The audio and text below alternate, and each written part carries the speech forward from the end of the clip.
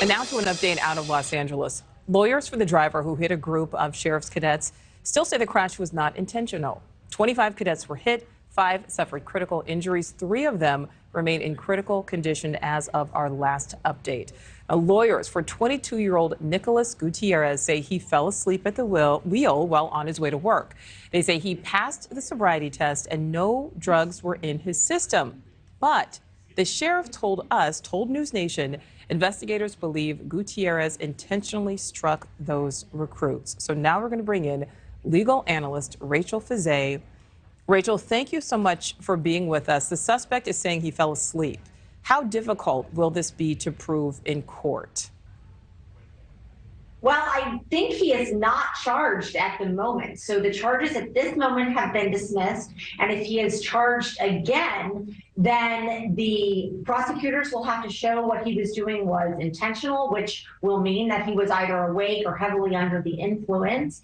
And what Gutierrez will show as his defense is that I believe he will say what he has said yesterday, which is that he was asleep. He fell asleep on his way to the job. This was very early in the morning, and without drugs in his system and without staying awake all night, he fell asleep. So they are very much painting this as an incredibly unfortunate accident. And Rachel, as you said, he is currently not charged. We know that he was arrested, taken into custody. He was then released. So what do you make of the fact that he gave an interview to a television station there locally about what happened? I think that he's trying to have his name cleared. It's always a risky move to give a television interview when you are under investigation.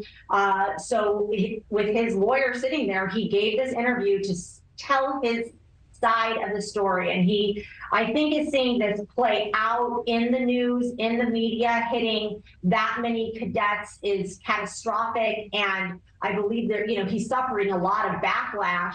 So he was really trying to get his side of the story out into the public view, which is a risky move under these circumstances. But if it was simply that he did just fall asleep, I think he is also trying to close the investigation. Well, Rachel, speaking of television interviews, the LA County Sheriff told me last week the evidence shows it was intentional. Let's listen to what he said.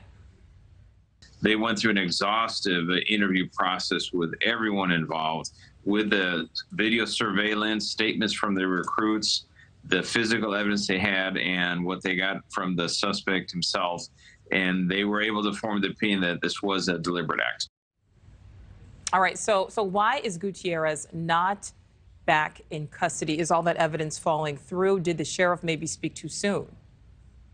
There's a chance the sheriff spoke too soon, or that the evidence really did not bear that out. I think the sheriff, understandably, is looking for a reason that this happened, and it's hard to believe that such a horrific incident was not intentional. So what the eyewitness accounts were and what the evidence that they had at that time, they thought they had probable cause to arrest, and they must have gone back through it, gotten more evidence, and realized that they don't at this time.